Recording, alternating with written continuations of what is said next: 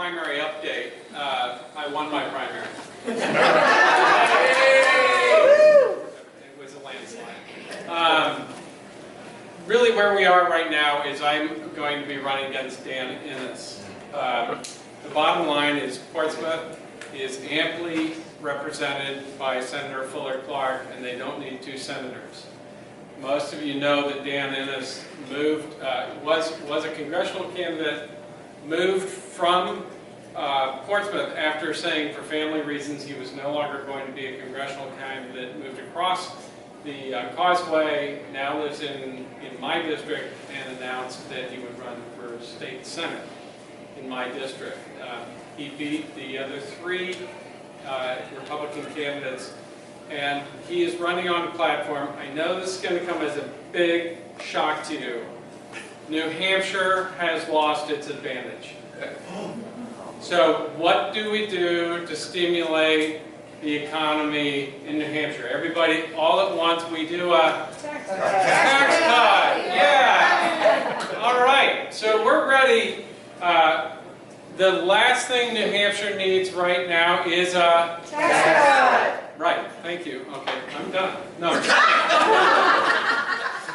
The bottom line is we just did a tax cut. Thank you. And we have to see how that works. Right. So the bottom line is we are not in a doom and gloom situation in this state in the business world.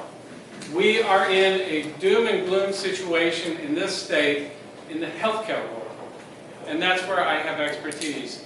And the bottom line for our state is we need somebody who can be in the Senate, who is actively working on the opioid crisis, with my pager on, and who can come in and help provide perspective on what's happening on the ground with people who have hepatitis C, with needle exchanges, with how the actual intervention that we started last year is working. And that's what I bring. The last thing we need in the Senate right now is somebody who believes we need a tax cut, whether that's a businessman, a lawyer, a doctor, or otherwise. We need to hold on to the revenue we have. In the Portsmouth Herald yesterday, Innes said that he is not committed to continuing Medicaid expansion. But he's not going to knock the people who currently have insurance off of there. Now, the obvious question is, how's he going to pay for it? And the second most obvious question is, if you're going to do a tax cut and keep 50,000 people covered under insurance, but you're not going to take federal dollars, we're in deep trouble. So clearly his agenda, his whole platform has not been thought through.